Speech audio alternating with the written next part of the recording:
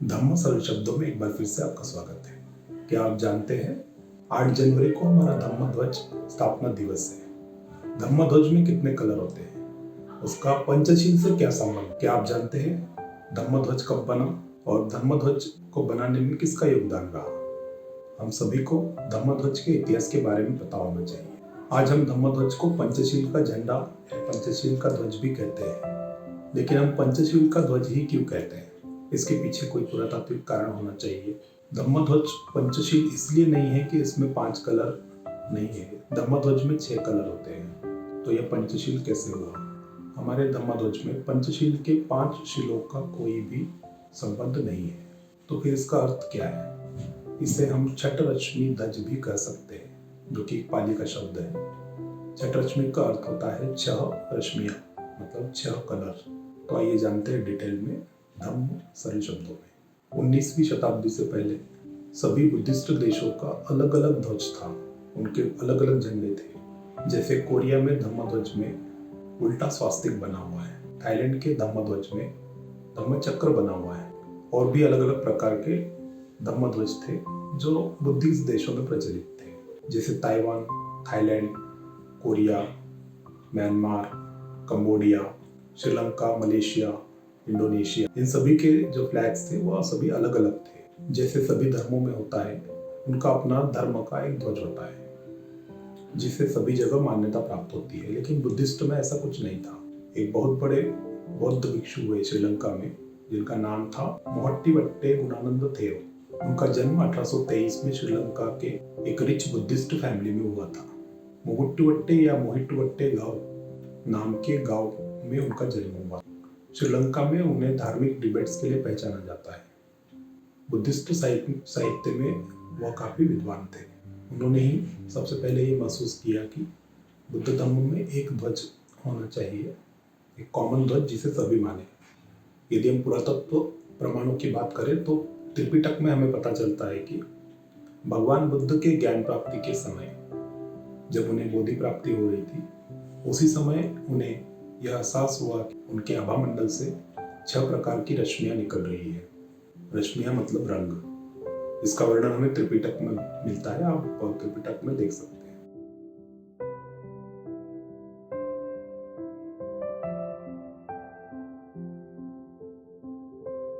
इस बात को पूज्य बनते काफी अच्छी तरह से जानते थे और इस शुभ क्षण को वह कहीं पर कैद करना चाहते थे। यह महत्वपूर्ण जानकारी हमें किसी भी प्रकार के सिंबल में नहीं मिलती है, क्योंकि रंगों को मूर्तियों में नहीं बनाया जा सकता। इसलिए पूज्य बनते ने यह सोचा कि क्यों न इस महत्वपूर्ण क्षण को धम्म ध्वज में पिरोया जाए। उसी कालावधि में एक प्रसिद्ध अमेरिकी पत्रकार, वकील और सैन्य अधिकारी जनरल हेनरी स्टील ऑलकॉट 1878 में उन्होंने न्यूयॉर्क छोड़कर भारत आने का फैसला किया और उन्होंने भारत में थियोसॉफिकल सोसाइटी की स्थापना की। उसका ऑफिस चेन्नई अड्यार नाम की जगह पे था। वहां पर वो बुद्ध धम्म के दर्शन को रिसर्च कर ट्रांसलेट करके वेस्टर्न लोगों के लिए उपलब्ध कराते थे। सन 1880 में हेलेना ब्लावत्स्की और सर ऑलकॉट श्रीलंका गए और वो पहले वेस्टर्नर्स थे जिन्होंने सबसे पहले बुद्ध धर्म का स्वीकार किया, जो ईसाई धर्म को छोड़कर बुद्ध धर्म में सम्मिलित हुए।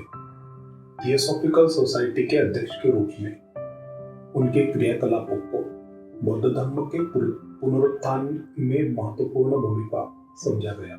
श्रीलंका में बौद्ध धर्म को पुनरुत्थान करने का उनका अहम योगदान है और इसीलिए आज भी श्रीलंका में लोग उन्हें उनके इस महान योगदान के लिए मानते हैं और उन्हें श्रीलंका के लोग आज भी अपने स्वतंत्रता संग्राम का एक नायक भी समझते हैं।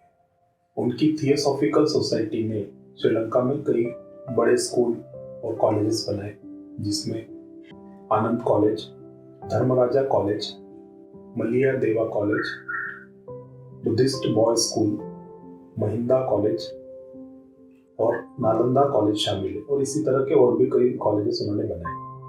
जब धम्म ध्वज को कॉमनाइज करने की बात चली तब कर्नल हेनरी ऑलकॉट को भी एडवाइजरी कमेटी में शामिल किया गया।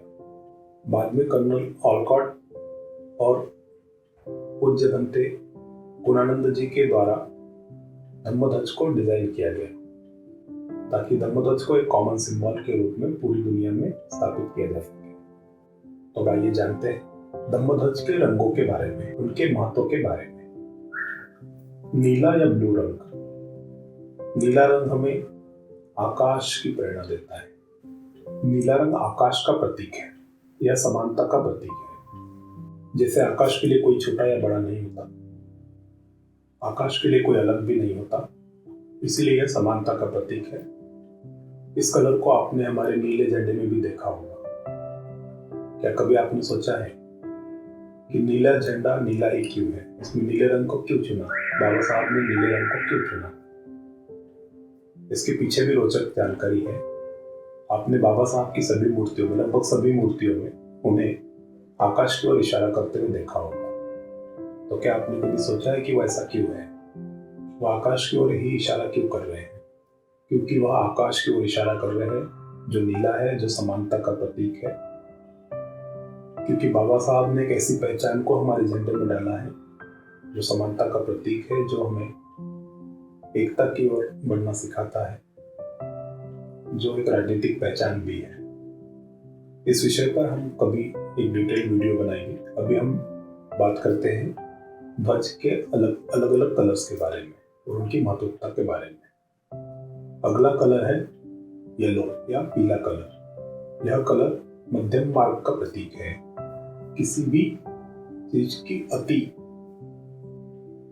यह अत्यंत वैभवशाली मार्ग या त्याग, इन दोनों के बीच का मार्ग उसका प्रतीक है। अगला कलर है लाल या रेड। यह कलर गतिशीलता, ज्ञान, प्रज्ञा, दृढ़ संकल्प, चरित्र की क्रांति का प्रतीक है। अगला कलर है व्हाइट कलर। बुद्ध धर्म में व्हाइट कलर का काफी महत्व है। यह पवित्र चरित्र का, सदाचार का, निर्मलता का और समय की सीमाओं से मुक्ति का प्रतीक है। अगला कलर है केसाय या केसरी। कई लोग इसे ऑरेंज भी कहते हैं, लेकिन यह ऑरेंज नहीं है, ये केसरी कलर है। यह त्याग, प्रज्ञा, भिक्खु जिस रंग का चिवर पहनते हैं, यह वही त्याग हमें सिखाता है। अलग अलग देशों में भिक्खुओं के चिवर का रंग अलग अलग होता है। जैसे कोरिया में भिक्खुओं के चिवर का कलर ब्लैक होता है। जैसे जापान में चिवर का कलर ग्रे होता है। इसीलिए देशों के हिसाब से इस कलर को झंडे में अलग अलग स्थान दिया गया है। जैसे जापान के झंडे में केसरी कलर की जगह पर ग्रे कलर दर्शाया गया है। कोरिया के ध्वज में केसरी कलर की जगह ब्लैक कलर दर्शाया गया है। यह वहां के भिक्खुओं के चिवर को दर्शाता है। और एक और कलर बचा है, आखिरी कलर। यह सभी कलर्स का एक मिश्रण है। यह यूनिटी को दर्शाता है। यह सभी बुद्धिस्ट लोगों की एकता को दर्शाता है। इसीलिए इस कलर को हमारे ध्वज में ऐड किया गया। तो इसीलिए हमारे ध्वज में 5 कलर की जगह पर 6 कलर है। इसलिए इसे छत्रश्मी ध्वज भी कहा जा सकता है। इसी श्रृंखला में एक और रोचक कड़ी हम जानते हैं ध्वज के बारे में। Doctor GP. मालशेखर एक बहुत बड़े विद्वान थे। उनका पूर्ण नाम गुणपाला पियासेना मालासेखरा था, जो बुद्धिस्ट स्टडी के बहुत बड़े विद्वान थे। वह एक श्रीलंकन स्कॉलर और सोवियत यूनियन के सबसे पहले डिप्लोमेट थे। उन्होंने इंग्लिश सिंहला बुद्धिस्ट डिक्शनरी का निर्माण किया। उन्होंने कई बौद्ध ग्रंथ लिखे और उन्होंने 1950 में कोलंबो में वर्ल्ड बुद्धिस्ट फेलोशिप इस संस्था की स्थापना की। इसी संस्था के द्वारा आयोजित वर्ल्ड बुद्धिस्ट कॉन्फ्रेंस में बाबा साहब को भी बुलाया गया था। वहां पर दुनिया के सभी देशों के बुद्धिस्ट विद्वान आए हुए थे। करीब 28 देशों के विद्वान आए हुए थे। इसी कॉन्फ्रेंस में बाबा साहब ने अपने विचार रखे। इसी कॉन्फ्रेंस में 25 मई 1950 को बाबा साहब के विचारों से प्रभावित होकर बुद्धिस्ट देशों के विद्वानों ने बाबा साहब को बोधिसत्व की उपाधि दी थी। है ना, ये एक रोचक तथ्य है। बाबा साहब ने ही उस सम्मेलन में बनते गुणानंद और कर्नल हेनरी ऑलकॉट के डिजाइन किए हुए धम्मध्वज को कॉन्फ्रेंस के पटल पे रखा था ताकि धम्मध्वज को इंटरनेशनल मान्यता मिल सके। तो इसी कड़ी में आपने जाना कि धम्मध्वज के निर्माण में बाबा साहब का भी एक अमूल्य योगदान है। उसके बाद 8 जनवरी 1952 को हमारे धम्मध्वज को अंतर्राष्ट्रीय मान्यता मिली थी, इसलिए हम धम्मध्वज दिवस मनाते हैं 8 जनवरी को। यह जानकारी आपको कैसी लगी?